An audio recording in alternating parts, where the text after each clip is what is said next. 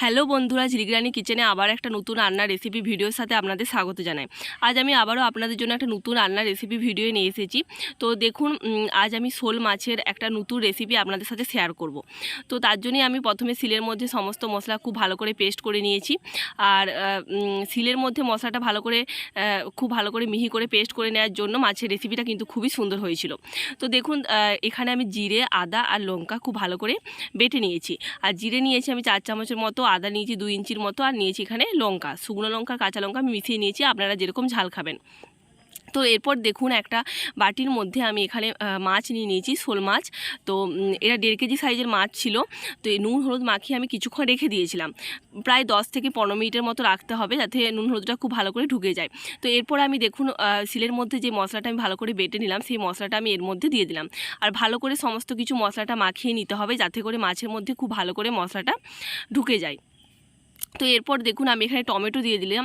টমেটোটাও হচ্ছে আমি এখানে একটু বেশি পরিমাণে দিয়েছি, দুটো হচ্ছে টমেটো দিয়েছি। আপনারা আর কি যেরকম দেবেন, যেরকম মাছ নেবেন সেরকম অনুযায়ী মশলাটা দেবেন। আর এখানে আমি তো মশলার পরিমাণটা বলে দিলাম। এরপর আমি ভালো করে সমস্ত কিছুটা মাখিয়ে নেওয়ার পর আমি এখানে চাপা দিয়ে রেখে দেবো আরও 15 মিনিটের মতো, যাতে মশলাটা খুব ভালো করে ঢুকে যায়। তো এরপর দেখুন, এদিকে একটা কড়াইয়ের মধ্যে আমি এখানে সরষের তেল 6 থেকে 7 চামচ মতো খুব ভালো করে হচ্ছে গরম করে নেব। একটু সময় নিয়ে ভালো করে গরম করে নিতে হবে। আর আমি এখানে আজকে মাছের রেসিপিটা আমার নিজের মতো করে হচ্ছে বানিয়েছি। তো যদি আপনাদের ভালো লেগে থাকে, তাহলে রান্নাটা অবশ্যই বাড়িতে বানাবেন আর আমাকে কমেন্ট করে জানাবেন যে রান্নাটা আপনাদের ভালো লেগেছে কিনা।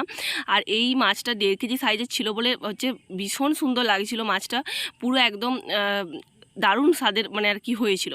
তো দেখুন, তেলটা যখন খুব ভালো মতো গরম হয়ে গেছে, তখন আমি এখানে দিয়ে দিলাম হচ্ছে 1 ইঞ্চির মতো দারচিনি, আর দুটো হচ্ছে এলাচ, আর কিছু লং, আর এখানে 1 চামচ গোটা জিরে। ঠিক আছে।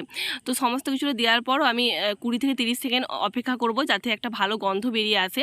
এরপর যেই মাছটা আমি মশলার মধ্যে মাখিয়ে রেখেছিলাম, সেই মাছটা আমি একে একে দিয়ে দেবো। আর ভালো করে তেলটা গরম করতে হবে, নইলে মাছটা হচ্ছে মানে ভেঙে যেতে পারে। তো সেই জন্য ভালো মতো করে যখন তেলটা গরম হয়ে যাবে, তখনই মাছটা দিতে হবে। তো এরপর আমি দেখুন, একে একে সমস্ত মাছগুলো আমি হচ্ছে দিয়ে দিচ্ছি। আর আঁচটা এখানে যাতে খুব একটা বেশিও না থাকে, খুব একটা কমও না থাকে, মিডিয়াম আঁচ করে হচ্ছে এটা করতে হবে। তো আমি দেখুন এখানে একে একে মাছগুলো দিয়ে দিচ্ছি।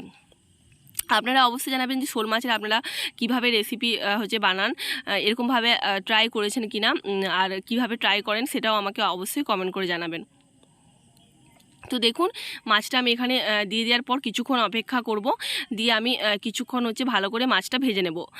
একদিকটা হয়ে গেছে, এরপর ভালো করে আমি সমস্ত মাছগুলো একে একে উল্টে নেব, যাতে করে ভেঙে না যায়, সেদিকে একটু দেখতে হবে। একটু সময় নিয়ে মাছটা খুব ভালো করে উল্টিয়ে দিতে হবে। আর কিছুক্ষণ হচ্ছে সময় ধরে মাছটা খুব ভালো করে ভেজে নিতে হবে। আপনারা হচ্ছে চাইলে যেরকম আর কি সাইজের মাছ নিতে পারেন, তবে একটু বড় সাইজের মাছ নিলে কি হয়, স্বাদটা খুব সুন্দর লাগে, একটা মাংসর মতো একটা ভাব আসে। মানে একদম হচ্ছে মাছটা যেন ভীষণ হচ্ছে একটা অন্যরকম লাগে। তো সেই জন্য আপনারা চাইলে একটু বড় সাইজের মাছ দিয়ে ওই রেসিপিটা বানাতে পারেন, খুবই সুন্দর লাগবে। তো আমার যেহেতু মাছের পরিমাণটা একটু বেশি ছিল, সেই জন্য একভাবে হয়নি। তো একদিকটা মাছটা কিছুটা ভাজা হয়ে যাওয়ার পরও আমি আরও যে পিসগুলো ছিল সেগুলো আমি দিয়ে দিলাম। তো সেই মাছগুলো আমি কিছুটা সময় নিয়ে ভালো করে ভেজে নেব। আপনারা দেখতেই পাচ্ছেন যে মাছের কালারটা অনেকটাই চেঞ্জ হয়ে এসেছে, খুব ভালোভাবে মাছটা ভাজা হয়েছে।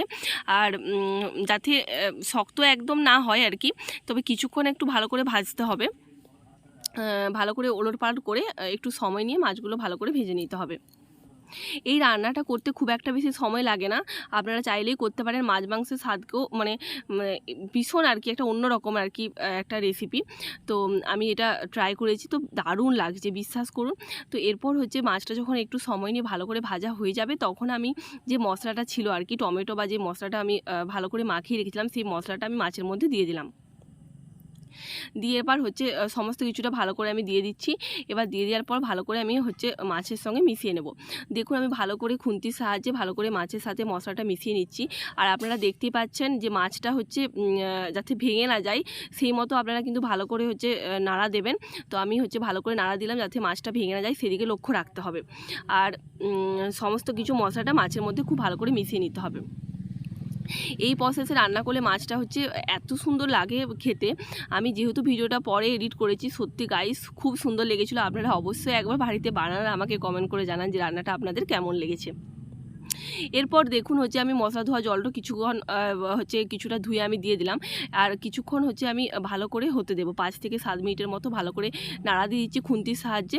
আপনারা দেখতে পাচ্ছেন কালারটাও খুব সুন্দর এসেছে, তো দারুণ, একদম দারুণ হচ্ছে কালারটা এসেছে। আর যাতে করে আরও ভালো একটু কষা হয়ে যায়, কষা কষা ভাবটা হয়ে যায়, তো সেদিকে দেখতে হবে। আর আমি এখানে একটু কিছুক্ষণ ঢাকা দিয়েও রেখে দেবো, ওই 5 মিনিটের মতো ঢাকা দিয়ে রাখবো, যাতে করে আরও ভালো কষা হয়ে যায়। তো সেই জন্য আমি বলছি যে একটু বড় সাইজের মাছ নিলে কী হয়, এই কষা কষা ভাবটা একটা মাংসর মতো একটা ব্যাপার আসে, মাছটা খেতে একটা অন্যরকম লাগে, হালকা ভাজা হালকা মশলার মধ্যে একদম দারুণ। আপনারা দেখতেই পাচ্ছেন একদম ভালো করে মাছ থেকে তেল ছেড়ে দিয়েছে, আর মশলাটা খুব সুন্দরভাবে ভালো মতো কষানো হয়েছে। তবে কি একটু সময় নিয়ে ভালো করে কষিয়ে নিতে হবে। আর যেহেতু এই রান্নাটা আরও আমি কাঠের জালে করেছিলাম, তো এর স্বাদ আরও খুব সুন্দর হয়েছিল। আপনারা অবশ্যই গ্যাসেও বানাতে পারেন, কিন্তু কাঠের হচ্ছে জালে হচ্ছে রান্নার স্বাদ যেন আরও দ্বিগুণ হয়ে যায়। আর টমেটোটা দেখুন হালকা হালকা হচ্ছে গলে গেছে, আমি তাও একটু নাড়া দিয়ে দিচ্ছি যাতে আরেকটু ভালো করে গলে যায়। আপনাদের যদি আমার এই রান্নার রেসিপিগুলি ভালো লেগে থাকে তাহলে চ্যানেলটি অবশ্যই লাইক করবেন, সাবস্ক্রাইব করবেন, আর পাশে থাকা বেল বাটনটি অবশ্যই প্রেস করে দেবেন, যাতে করে আমার চ্যানেলে রান্নার সমস্ত ভিডিও আপনারা সবার প্রথমে পেয়ে যান। আর আপনাদের গুরুত্বপূর্ণ মতামত আপনারা অবশ্যই কমেন্ট করে জানাবেন যে আপনাদের রান্নার রেসিপিটা ভালো লেগেছে কিনা। ভিডিওর মধ্যে কোনো ভুল ত্রুটি যদি হয়ে থাকে তাহলে আমি হচ্ছে ক্ষমা চেয়ে নিচ্ছি আপনাদের কাছে। আর দেখুন এরপর মাছটা যখন খুব ভালো করে কষানো হয়ে যাবে তখন আমি এখানে জল দিয়ে দিলাম। আর জলটা হচ্ছে আপনারা বুঝে শুনে দেবেন, আর কি যেরকম পরিমাণ ঝোল খেতে চান সেরকম দিতে পারেন। আপনারা চাইলে এই কষা কষা মাছটাও কিন্তু খেতে পারেন, কিন্তু আমি এখানে একটু ঝোল বানাবো, তো সেই জন্য কষা কষা খেতে চাইলে আর একটু হচ্ছে ঢাকা দিয়ে কিছুক্ষণ রেখে দিতে পারেন। তো এরপরে আমি দেখুন এখানে আমার ইচ্ছে মতো পরিমাণ মতো আমি জলটা দিয়ে দিয়েছি। যখন ভালো করে ফুটে আসবে ঝোলটা, তখন হচ্ছে একটু সময় রাখবেন। তারপরে আমি এখানে দেখুন হচ্ছে একটু সময় নিয়ে ঝোলটা ভালো করে একটু ফুটিয়ে নিচ্ছি। তো আপনারা হচ্ছে চাইলে একটু কষা কষাও রাখতে পারেন, কিন্তু আমি এখানে ঝোল বানাবো, তো সেই জন্য আমি জল দিয়েছি, বা একটু কম করে ঝোল জল দিতে পারেন, যেটাই আপনারা করতে চান আর কি। তো সেটাই হচ্ছে খুব সুন্দর লাগবে, পাতলা ঝোলটাও খেতে খুব একটা খারাপ লাগবে না। যেহেতু গরমের সময় সেই জন্য আমি খুব একটা কষা কষা আমি করলাম না, একটু জলই দিয়ে দিলাম, একটু ঝোল ঝোল আমি করবো, তো ঝোলটা করতেও খেতেও খুব একটা খারাপ লাগবে না। তো কিছুক্ষণ সময় নিয়ে ভালো করে হচ্ছে এটা ফুটিয়ে নিতে হবে। আর যেহেতু আমি ঢাকা দিয়ে কিছুক্ষণ রেখেছিলাম, তো সেহেতু আমি আর চাপা দেবো না, কিন্তু আপনারা কষা কষা করতে চাইলেন আপনারা একটু চাপা দিতে পারেন। তো এরপর আমি 5 থেকে 7 মিনিট উনানের মধ্যে রেখে আমি এটা সার্ভ করে দেবো। আবারও নতুন রান্নার রেসিপি ভিডিওর সাথে আপনাদের সাথে আমার দেখা হবে। নমস্কার বন্ধুরা।